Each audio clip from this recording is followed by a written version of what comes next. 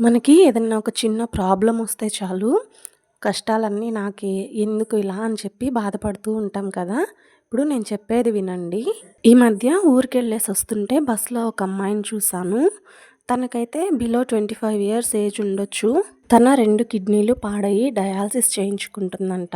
Heart beat కూడా normal కంటే కూడా చాలా తక్కువగా ఉందంట.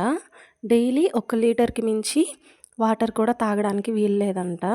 కాసేపు మాట్లాడాలన్నా సరే ఆయాసపడుతుంది. చిన్న వెయిట్ కూడా తను పట్టుకొని క్యారీ చేయడం కష్టమంట.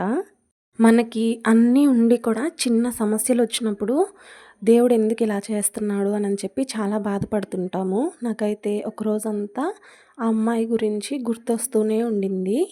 20, 25 సంవత్సరాల వయసంటే అసలు ఏం లైఫ్ చూసింది? తనకెందుకు ఇంత చిన్న ఏజ్‌లోనే ఇలాంటి ప్రాబ్లమ్ ఇచ్చాడు దేవుడని చెప్పి నా బ్రెయిన్‌లో అదొక రోజంతా అలాగే ఉండిపోయింది.